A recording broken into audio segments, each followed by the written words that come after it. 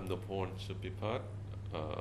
I'm a executive chairman of a company called Wind Energy Holding, which operating 270 megawatt wind power in Thailand, and we have about another 800 megawatt in the pipeline, which is gradually due from next year to 2016.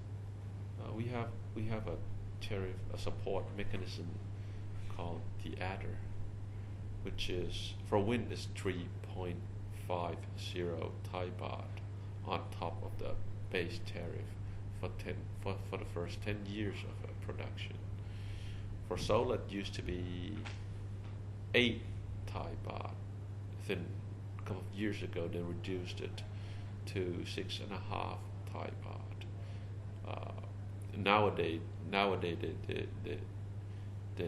they halt the program, revising this tariff. We heard they are going to launch a new scheme just for solar. So basically, they're gonna scrap this adder scheme for solar, and they're gonna switch to feed-in tariff.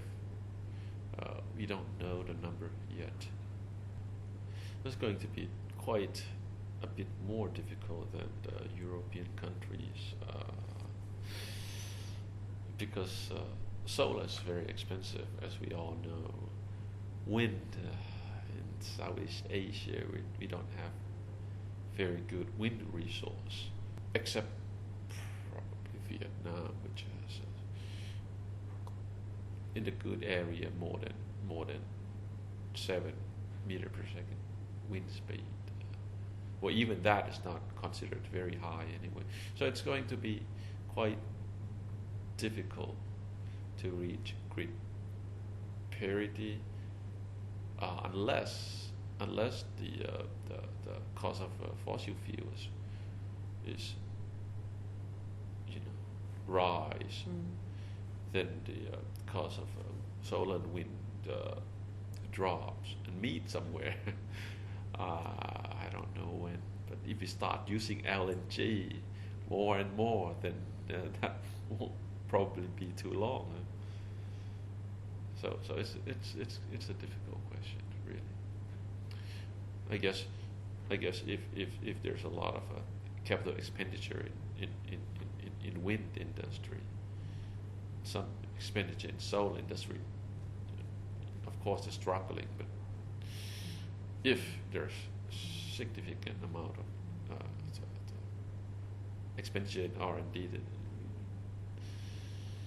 we can probably reach grid parity. And given the tariff, the cost is rising probably 5-6 years. Yeah, that's a wishful thinking, though. If it's Asia Pacific, of course, China has a lot of wind power to offset the coal power plant.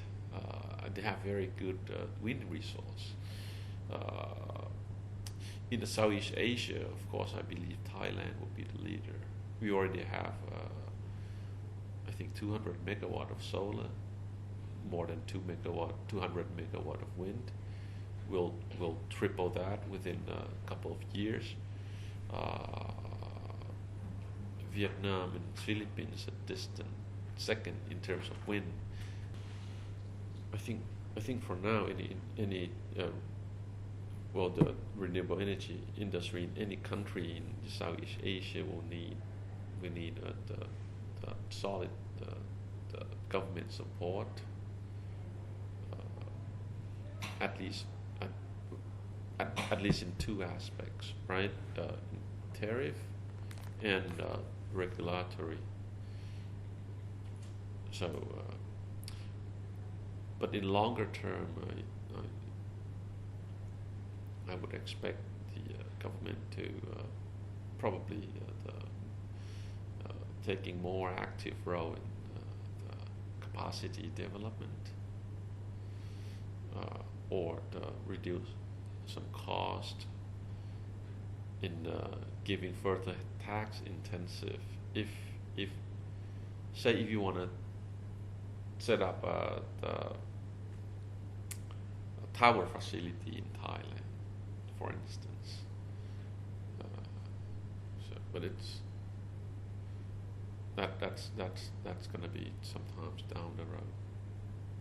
But like I said, the basic support will be tariff and regulatory.